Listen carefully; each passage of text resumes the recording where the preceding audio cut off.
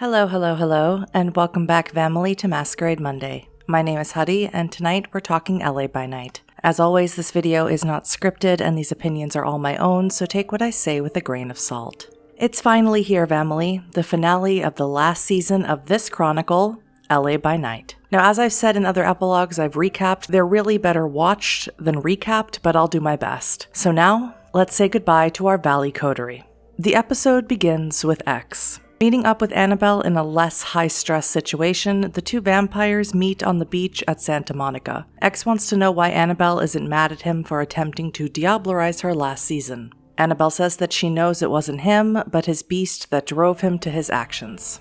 X explains that he tried to get control of his own life after what he did, that he took up with Jeanette and ruled Santa Monica with her, as we saw in episode 5, but that he still wasn't happy. That Jeanette reminded him too much of Therese, can't imagine why, and he wanted to do what she said because she is his friend. Annabelle interjects to say he needs better friends, that it seems that he takes on the personalities and traits of those around him, and he deserves to be around people who help him be his best self. X says he thinks he needs to get away, and Annabelle agrees and says she needs to as well. X then asks to feed on her and says he hasn't fed since the confrontation with Adrian, but when he bites her wrist, there is no rush of delicious vitae. It is watery and unfulfilling, and Annabelle feels no pleasure from the kiss. X remains at his level of hunger. In response to this, X falls over, prompting Annabelle to text Jasper. But Jasper is right now in conversation with Eva, who is currently putting an end to their relationship. She explains that loving him is turning her into a person she hates, that she would do things for him that compromises her own morals. Now, I am a massive Jeva shipper. I love me some gothic, tragic romance, and this really felt like a punch to the gut. Having said that, their relationship seemed to start to turn a bit toxic. They would both die for each other. In fact, they seemed to scramble to be the first ones to knock on Final Death's door. But like a song says, dying is easy. It's living that scares me to death. Keep that in mind for later. Jasper says that she would rather be able to live with herself than stay with him, and Eva claims that she's only going to hurt them both if they stay together. She kisses him goodbye, and Jasper leaves, clearly sad and hurt, while Eva cries softly to herself. Ouch, my feelings. Meanwhile, Greg has agreed to arrange a meeting with Nellie G, apparently, because we see them meeting at the Roosevelt Hotel. Nellie activates awe and causes Handler to become flustered and a bit nervous. Handler offers the Baron of Hollywood a proposal. The hunt will continue for her kind, but make it as hard for him as possible, because the devil you know is better than the one you don't. Nellie agrees to this, and Handler explains that she must lay low and expect a fight once in a while, but it will be better for everyone this way. Annabelle, having left X in the capable hands of Jasper, goes to meet with Victor, who she finds reading from the Book of Nod. Annabelle thanks Victor for taking her in, showing her the ropes, and admits she was luckier than most kindred. Victor hugs her and says he loves her and that they will always be there for each other no matter where they go in their own lives. Meeting up with X, Jasper learns what happened to X in the last episode, that he fed from Adrian, who did something, manipulated his ability to satiate his hunger, that he's a reflection of those around him and that he likes himself the best when he's with Jasper. X tells Jasper that when he was young, he made a child and left him staked under the water, confirming what he has hinted at since season 1, and then asks Jasper to do the same thing to him, that he needs a break, a pause, some time away. Before they head into the ocean, X repeats what Annabelle said to him, that he's a reflection of those around him, and that he likes himself the best when he's with Jasper. Jasper tells him that X is his best friend, and the moment had me in tears. Just like last season's epilogue with these two characters, the acting here is so incredible, I was completely blown away. Jasper takes X to where they went together last season, to the hatch on the ocean floor, but this time, the hatch is open. Does that mean X's child is no longer down there? Did X set them free? If so, who and where are they? Will we see them in another chronicle?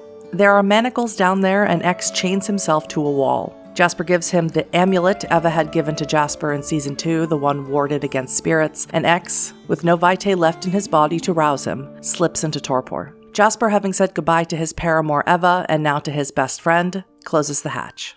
We then check in with Victor, who has gone to visit his still unconscious son Mark, along with Nines Rodriguez, who is no longer in torpor after the SI attack.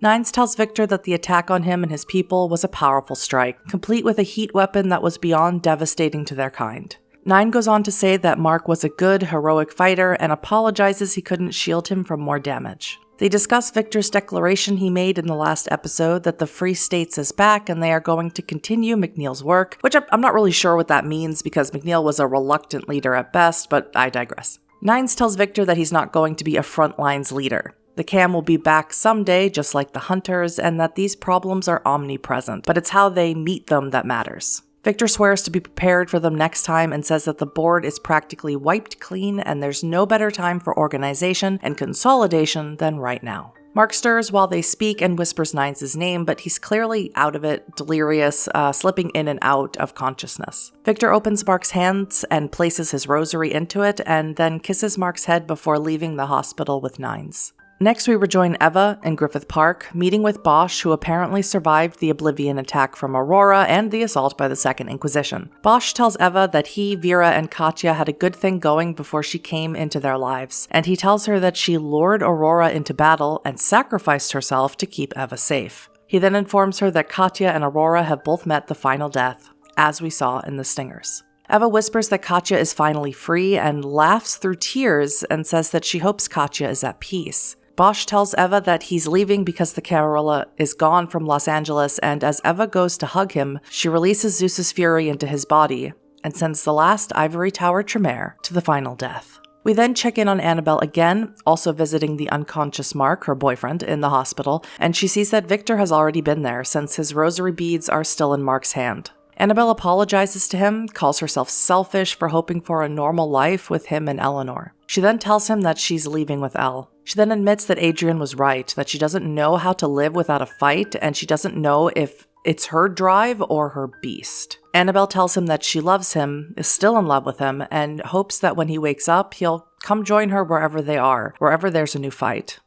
She then kisses him before leaving. Moving the scene to Griffith College, where the story of LA by Night began, we check in on Jasper, Victor, and Nellie G. Jasper tells the two barons that their coterie just doesn't work anymore, that he doesn't operate on the same level as they do even before they became barons. He then admits that he is as ugly on the inside as he is on the outside, that he doesn't want to be a monster anymore. He then tells them, as he did that last episode, that he doesn't want to be a part of their world anymore. Victor mildly protests, saying that he thinks they are stronger together, but Jasper isn't interested in his pleas. Jasper informs Nellie that business is still business, she is still his baron, but he doesn't want to be a killer anymore. He doesn't want to be the hammer of someone else's justice. Victor tells Jasper that he deserves peace, and that he hopes Jasper can find it. Jasper then reminds Victor that if he needs him, he needs to go through Nellie, because she is his baron. Victor and Nellie G snipe at each other a bit about their domains, really showing exactly what Jasper was just talking about. Victor eventually tells them that he's worried about more than the Valley, more than Hollywood, that he's worried about keeping all the kindred of Los Angeles safe, about establishing unity against the enemy. Neither of them are moved by Victor's speech, and Victor is not moved by their veiled threats should he make their unlives difficult with his hiding in plain sight ways.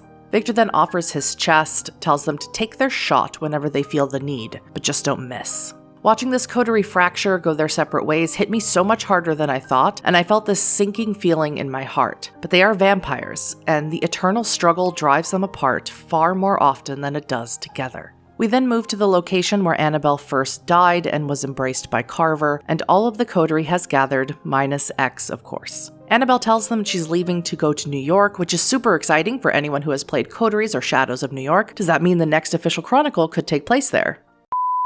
Hello, future Huddy here. Although I mentioned this in the first recap I did, I am now a community ambassador for World of Darkness, and in being such, I had access to these episodes before they aired. So I watched one and recorded my thoughts before moving on to the next one. In case any of you missed the ending card teaser at the end of the finale on Twitch, night falls on New York City in 2022, and I couldn't be more pumped. Could we get a Camarilla story? Will we see characters from New York by Night or coteries, cough, Kadir cough, in the future? Okay, take it away, past Huddy.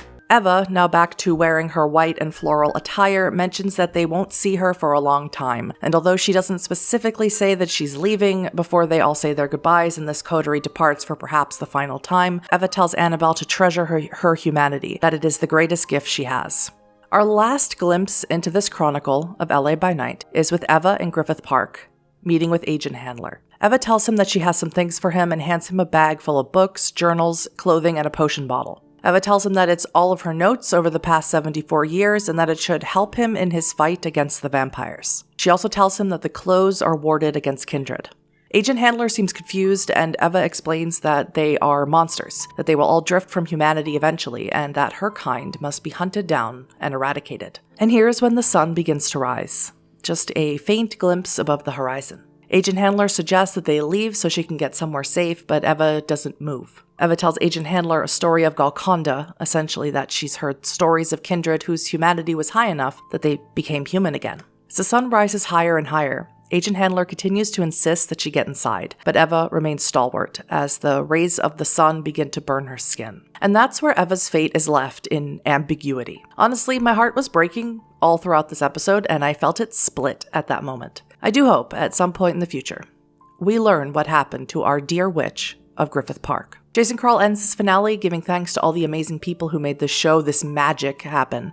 I may only be speaking for myself, but I know that I will forever be grateful for this glimpse into the World of Darkness.